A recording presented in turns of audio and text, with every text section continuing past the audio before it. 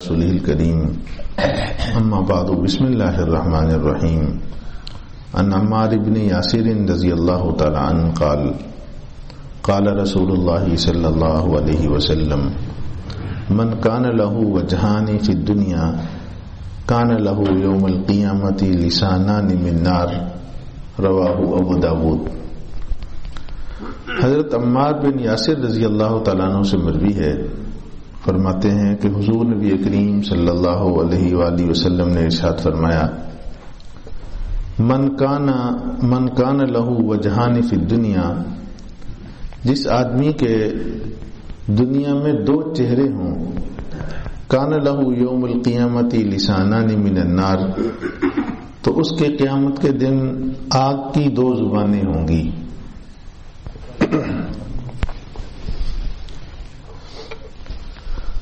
اس روایت میں جناب نبی کریم صلی اللہ علیہ وآلہ وسلم نے ایسے شخص کے بارے میں کہ جو بڑا سمجھدار بنتا ہے کہ وہ ظاہراً تو سامنے نہیں آتا، لیکن ظاہراً سامنے تو آپ کا بنتا ہے، اور جب پیٹھ کے پیچھے ہوتا ہے تو اس کا رنگ اور ہوتا ہے، وہ دشمن ظاہر ہوتا ہے۔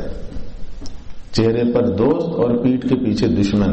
یہ سمجھداری اس زمانے کی سمجھی جا رہی ہے۔ تو فرمایا جس کے یہ دو چہرے ہیں،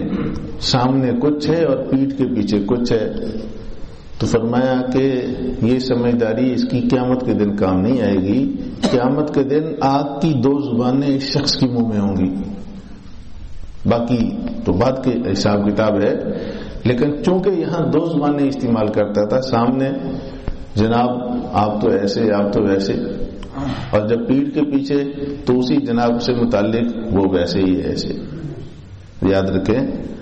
یا تو اگر آپ کو کوئی بات ہے تو آپ سامنے بھی وہی کریں، پھر پیٹھ کے پیچھے بھی وہی کریں، سامنے پھر دوست نہ بنے، سامنے بھی دشمن رہیں۔ تو ورنہ یہ بڑی بہت سخت وعیدیں ہیں، بہت ساری روایات ہیں، ان میں سے انتخاب کر کے جو میں نے پڑھی ہے، تو اللہ تعالیٰ ایسی سمجھداری سے بچائے اور اس طرح کی خصلت سے بچائے۔ جیسے یہ منافقت کی صفات میں سے ایک صفت ہے، منافق کی اصلاً صفات ہے، تو وہ تو چونکہ مسلمان بھی نہیں ہوتا منافق تو،